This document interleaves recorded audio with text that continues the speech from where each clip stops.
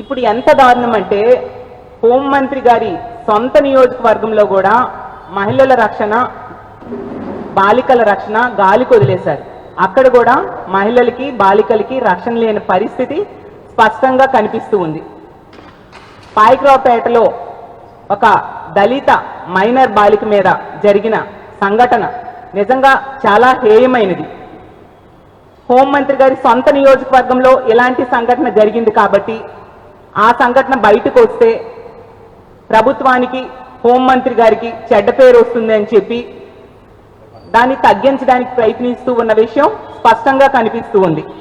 ఈరోజు తీసుకుంటే ఎంత దారుణమైన ఘటన జరిగినా ఇన్ని రోజులైంది హోంమంత్రి గారు తన నియోజకవర్గంలో జరిగిన సంఘటనకి ఆ బాలిక దగ్గరికి వెళ్ళి ధైర్యం చెప్పడం కానీ, ఆ కుటుంబాన్ని పరామర్శించడం కానీ ఎందుకు చేయలేదు అని నేను అడుగుతూ ఉన్నాను. ఆ బాలిక తల్లి స్పష్టంగా ఆ బాలికని ఎంత దారుణంగా హింసించారు, ఏరగా హెరాస్ చేశారని పోలీస్ కంప్లైంట్ కూడా ఇవ్వడం జరిగింది. స్పష్టంగా ఆవిడ చెప్పింది అందులో, నా కుమార్తె ప్రైవేటుకు వెళ్తుండగా సదరు ఇద్దరు వ్యక్తులు ఏకమై నా కుమార్తెను పక్కనే ఉన్న కొబ్బరి తోటలోకి తీసుకువెళ్ళి కాలు చేతులు పట్టుకొని, నేను చదవలేని విధంగా రాసున్నాయి అక్కడ జరిగిన సంఘటనలు, ఆ తర్వాత గాయపరిచి ఇప్పుడు నిజం చెప్పు అంటూ కొట్టడం జరిగింది. ఆ తర్వాత కుమార్తె గట్టిగా అరిచిందంట. అంతటి వాళ్ళేమో ఎవరితోనైనా చెప్తే చంపేస్తామని బెదిరించారని ఆవిడ ఇచ్చిన కంప్లైంట్లో, ఆ ఎఫ్ఐఆర్ కాపీలో ఆవిడ ఇచ్చిన కంప్లైంట్లో స్పష్టంగా ఆ తల్లి రాశారు. ఎంత ఘటన జరిగినా కూడా ఎందుకు హోంమంత్రి గారు స్పందించట్లేదు అని నేను అడుగుతూ ఉన్నాను. అంత నిర్లక్ష్యం ఆ మహిళల భద్రత ఇంత దారుణంగా గాలికి వదిలేస్తారా?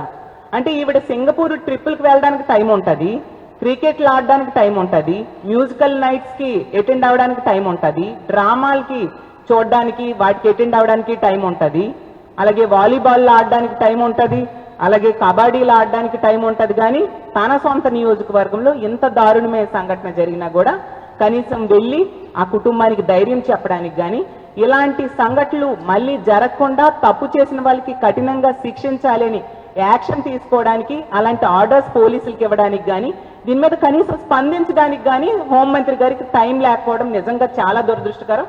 ఈవిడ సింగపూరు వెళ్ళారు, ట్రైనింగ్ కోసం వెళ్ళారు కదా.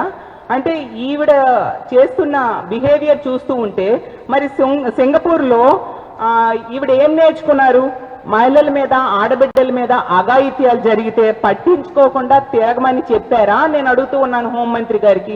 ఈరోజు తీసుకుంటే ఈ వెన్నుపోటు పార్టీ ప్రభుత్వంలో మహిళలకు కానీ, ఆడబిడ్డలకు కానీ రక్షణ లేదు అనే విషయం స్పష్టంగా అర్థమవుతుంది. మహిళలకి, ఆడబిడ్డలకి ఇంట్లో ఉంటే రక్షణ లేదు, స్కూల్కి వెళ్తే రక్షణ లేదు, పని ప్రదేశంలో కూడా రక్షణ లేని పరిస్థితి చూస్తూ ఉన్నాం. చంద్రబాబు నాయుడు గారు ముఖ్యమంత్రిగా ప్రమాణ స్వీకారం చేసిన దగ్గర నుంచి, హోంమంత్రిగా అనిత గారు అయిన దగ్గర నుంచి ఈ రాష్ట్రంలో మహిళలకి రక్షణ లేదు, అత్యాచారాలు పెరుగుతున్నాయి, అఘాయిత్యాలు పెరుగుతున్నాయి, ఎంత దారుణాలు మహిళల మీద జరుగుతూ ఉన్నాయో మనం చూస్తూ ఉన్నాము. అసలు ఈ రాష్ట్రంలో ఈ కూటమి ప్రభుత్వం అధికారంలోకి వచ్చాక ఈ 2 సంవత్సరాల్లో ముఖ్యమంత్రి గారు ఒక ఫెయిల్యూర్డ్ సీఎంగా పేరు తెచ్చుకున్నారు, ఒక అసమర్థ హోంమంత్రి అయిన అనిత గారు పేరు తెచ్చుకోవడం జరిగింది. పాలన వీళ్ళు గాలికి వదిలేసి, మహిళల రక్షణ గాలికి వదిలేసి వాళ్ళ సొంత పనుల్లో బిజీగా ఉండే పరిస్థితి మనకి స్పష్టంగా కనిపిస్తుంది.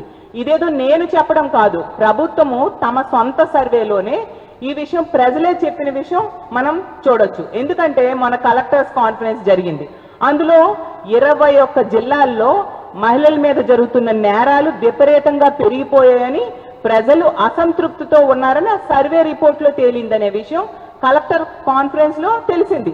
అంటే మీ సొంత సర్వేలోనే ప్రజలు మిమ్మల్ని అసహించుకుంటున్నారు, మీ మీద అసంతృప్తితో ఉన్నారు, మహిళల భద్రత గాలికి వదిలేశారు అనే విషయం స్పష్టమైంది. నిజంగా ఇది సిగ్గు చేయటని తెలియజేస్తూ ఉన్నాను. ఎంత దారుణం అంటే ఈ కూటమి ప్రభుత్వం అధికారంలోకి వచ్చాక ఈ హోంమంత్రి గారు చాలాసార్లు చెప్పారు, గంజాయిని మేము 100 రోజుల్లో రూపుమాపుతామని. మొన్న కూడా చెప్పారు గంజాయి అసలు ఈ రాష్ట్రంలో లేదంట. ఆవిడ ఆ మాట చెప్పి 24 గంటలు కూడా కాలేదు, ముఖ్యమంత్రి గారి సొంత జిల్లాలో మదనపల్లిలో ఒక బాలిక మీద అత్యాచారం జరిగి హత్య చేయడం జరిగింది.